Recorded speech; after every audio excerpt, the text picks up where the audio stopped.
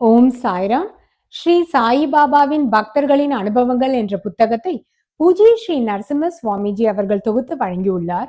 இதில் பி.வி. தேவ் அவர்கள் 1936 நரசிம்ம சுவாமிஜியிடம் அளித்த பேட்டியோட தொடர்ச்சியை பார்க்க போறோம்.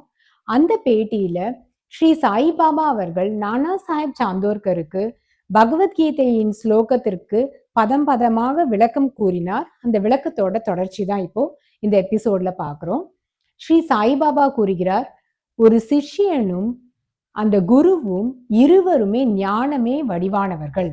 அவங்களுக்குள்ள பேதம் எங்க வருதுன்னா அவங்களுடைய மனப்பான்மையில இருக்கு, மேலான உணர்வுல இருக்கு, அவங்களுடைய ஒரு செயலாற்றும் திறன், அதாவது பேராற்றலுடன் ஒரு செயலை ஆற்றும் திறன், அது இல்லாம அவங்களுடைய சக்தி, தெய்வீக சக்தி, அந்த தெய்வீக சக்தியை ஐஸ்வர்ய யோகம்னு சொல்றாங்க.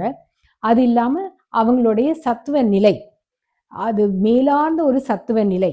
இது எல்லாத்துலயும் அந்த அமானுஷ்ய சக்திகள், இது எல்லாத்துலயும் தான் வித்தியாசம் இருக்கும் குருவுக்கும் சிஷ்யனுக்கும் அப்படின்னு ஸ்ரீ சாய்பாபா சொல்றார். குரு அவர் நமக்காக ஒரு உடலை எடுத்து இந்த உலகத்துல அவதாரம் பண்றார். இல்லாட்டி அவர் ஒரு நிர்குண சச்சிதானந்த ஸ்வரூபமே வடிவானவர். அவர் எல்லையில்லாத சக்தி உடையவர். ஆனா நம்மள மாதிரி ஜீவன்களை உய்விக்கிறதுக்காக நம்மள இந்த ஆன்மீக படித்துறையில மேலும் உயர்த்துவதற்காக அவரு அந்த நிர்குணத்திலிருந்து சகுணமா மாறுறார். அதாவது சகுண ரூபம் எடுக்கிறார்.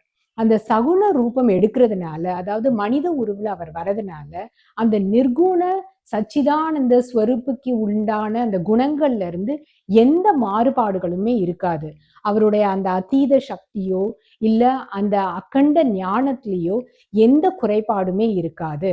ஆனா இந்த குரு எப்படி சச்சிதானந்த ஸ்வரூப்பியோ அதே மாதிரிதான் சிஷ்யனும் ஒரு சச்சிதானந்த ஸ்வரூபம் உடையவர்.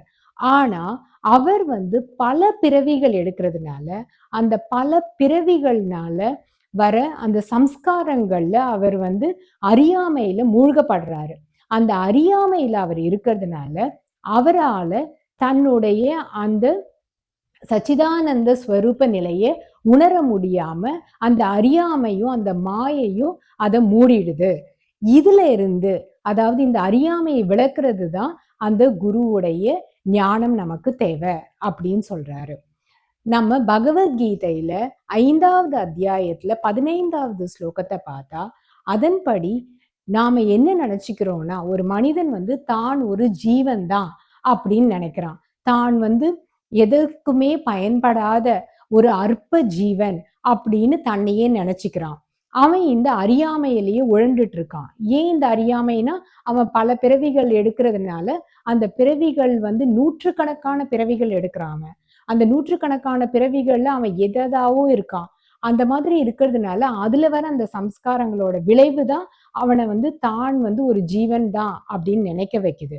இந்த நூற்றுக்கணக்கான பிறவிகள்லையும் அந்த குருவானவர் அவனுக்கு உபதேசம் பண்ணிக்கிட்டே இருக்காரு. அவர் என்ன சொல்றாருன்னா, நீ கடவுள், நீ கடவுள்னு சொல்லிட்டே இருக்காரு. ஏதோ ஒரு பிறவில கொஞ்சமா அவனுக்கு அது நம்பிக்கை வருது, தானும் கடவுள் மாதிரி தான் அப்படின்னு அவன் நினைக்கிறான். இந்த அறியாமையில உழண்டுட்டு இருக்க இந்த ஜீவன், அதாவது இந்த மனிதன் தான் ஒரு ஜீவன் நினைக்கிறது மட்டும் இல்லாம, தான் ஒரு அற்பமான ஜீவன் நினைக்கிறது மட்டும் இல்லாம, தான் இந்த உலகத்தை விட வேறுபட்டவன், தானும் பரபிரம்மமும் வேறு அப்படின்ற ஒரு அகங்காரத்திலையும் அவன் இருக்கான். அவன் இந்த மாதிரி நினைக்கிறது எதனாலன்னா, அவன் அறியாமையால உழண்டுட்டு இருக்கிறதுனால. அப்போ அவனை இந்த அறியாமைய அவன் மனசுல இருந்து வேரோடு பிடுங்கணும் இல்லையா? அதை பிடுங்கி எடுத்ததுக்கு அப்புறம் தான் அவனுக்கு அறிவுரை கொடுத்து அதுக்கப்புறம் தான் அவனுக்கு ஞானத்தை போதிக்க முடியும். இததான் குரு செய்யறாரு. அவன் இந்த அறியாமையில இருக்கிறதுனாலதான் அவன் இன்பத்தையும் துன்பத்தையும் மாறி மாறி அனுபவிச்சுக்கிட்டே இருக்கான். அப்போ அவன் மனசுல தான் தெய்வமோ அப்படிங்கிற சந்தேகம் ஒரு நிலையில வருது இல்லையா? அப்பதான் அவன் யோசிக்க ஆரம்பிக்கிறான்.